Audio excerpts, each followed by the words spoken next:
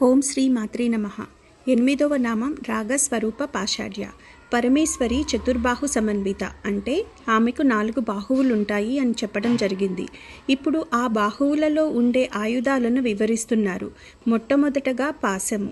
రాగోల నురక్తి చిత్తవృత్తి విశేష. రాగము అంటే అనురాగము. ఇది మనోవ్యాపార విశేషము లేదా కోరిక. ఒకరి మీద లేదా ఒక వస్తువు మీద ఉండేటటువంటి ఇష్టత. అదే ఆప్యాయత, అనురాగము, ఇష్టము, ప్రేమ. ఈ రకంగా అనేక పేర్లతో పిలువబడుతుంది. అనురాగము అనేది పాశం వంటిది, కట్టిపడేస్తుంది. ఎవరి మీదనైనా ఇష్టత పెంచుకున్నట్లయితే అది వారి యందు బద్దులను చేస్తుంది. దానివల్ల వారిని విడిచి ఉండలేము, వారిని చూడందే ఉండలేము. ఆ వస్తువు లేదా ఆ మనిషి లేకుండా మనం జీవించలేము అనిపిస్తుంది. దానికోసం మనం ఏ పనైనా చేస్తాము, ఎంతకైనా తెగిస్తాం. ఈ రకంగా అనురాగం పెంచుకున్న వాడికి మనస్సు ఇతర విషయాల మీదకి పోదు, దైవచింతన గుర్తురాదు, అంతగా మోహంలో పడిపోతాడు. జడభరతుడి కదా ఇందుకు చక్కని ఉదాహరణ. పూర్వకాలంలో భరతుడు అని ఒక రాజుండేవాడు. చాలా కాలం రాజ్యం చేసిన తర్వాత రాజ్యాన్ని కుమారులకు అప్పగించి వానప్రస్థానానికి వెళ్ళిపోయాడు.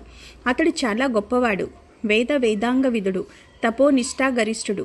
ఒక రోజున స్నానం చేయటానికి నదీ తీరానికి వెళ్ళాడు. అక్కడ నిండు గర్భిణీ అయిన లేడీ ఒక పిల్లను కని ప్రాణాలు విడిచింది. ఈ రాజర్షి ఆ లేడి పిల్లను తెచ్చి చాలా జాగ్రత్తగా పెంచసాగాడు. దానికి ప్రతిరోజు క్రమం తప్పకుండా పాలు పట్టేవాడు. అది కూడా అతన్ని వదిలి ఎక్కడికి వెళ్ళేది కాదు. ఈ రకంగా ఆ లేడి పిల్ల పెరిగి పెద్దదవుతున్నది. రాజుకు వయసు మీరుతున్నది. రాజుకు అవసాన కాలం సమీపించింది. ఆఖరి స్థితిలో కూడా దైవచింతన లేదు. తను లేకపోతే ఈ లేడి పిల్ల ఏ విధంగా బ్రతుకుతుంది అన్న ఆలోచనే. ఎప్పుడూ అదే ఆలోచన. ఆ లేడి పిల్లను చూడకుండా క్షణం కూడా గడవని స్థితి. అలాగే కళ్ళు మూశాడు రాజు. పర్యవసానం మరుజన్మలో లేడి అయి పుట్టాడు.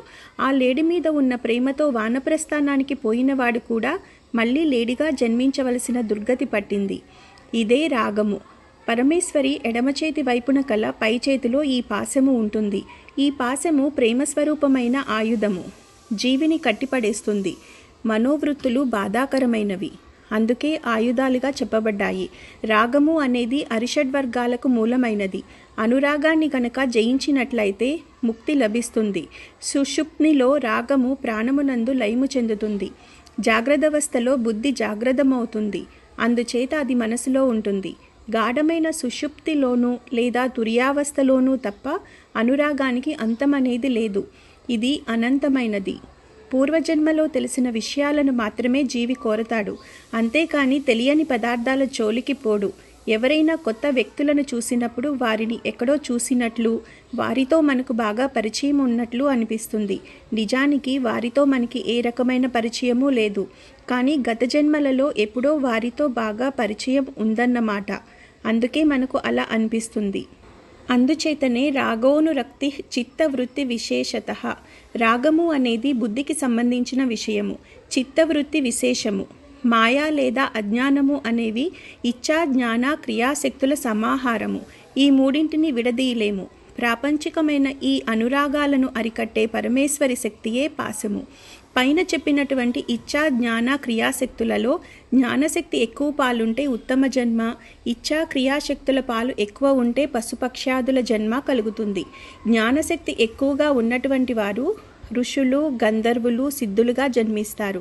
సాధకుడు పరమేశ్వరిని అర్చించేటప్పుడు ఈ రాగము అనే దాన్ని పూర్తిగా వదిలివేసి, అంటే రాగాన్ని పరమేశ్వరికి అర్చించి ఆవిడ చేతిలో పాశరూపంలో ఉంచి అర్చించాలి.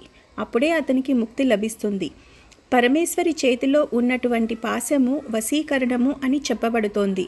ఈ పాశాన్ని అర్చించిన వారు ముల్లోకాలను వశం చేసుకోగలుగుతారు. అందుకే నవావరణ పూజ చేసేటప్పుడు 8వ ఆవరణ అనగా త్రికోణంలో ముందుగా దేవి యొక్క ఆయుధాలను అర్చించటం జరుగుతుంది. ఓం హైం హ్రీం శ్రీం హ్రీం ఆం సర్వవశీకరణాభ్యాం కామేశ్వరి కామేశ్వర పాశాభ్యాం నమః పాశశక్తి శ్రీ పాదుకాం పూజయామి తర్పయామి నమః. దుర్వాసుడు తన శ్రీదేవి మహిమ స్తుతిలోని 43వ శ్లోకంలో పాశం ప్రపూరిత మహాసుమతి ప్రకాశో యోవా తవ త్రిపుర సుందరీ సుందరీనాం ఆకర్షణేల కిల వశీకరణే ప్రవీణం చిత్తే దదాతి స జగత్రయ వశ్యకృత్స్వాత్. ఓ తల్లి, సౌందర్యవంతులైన సుందరీమణులను ఆకర్షించగల, సకల దుష్టశక్తులను వశీకరించగల నీ పాసాయుధమును పాసబీజమును ఉపాసించువాడు ముల్లోకాలను వశం చేసుకోగలుగుతాడు. ఓం శ్రీ మాత్రే నమః.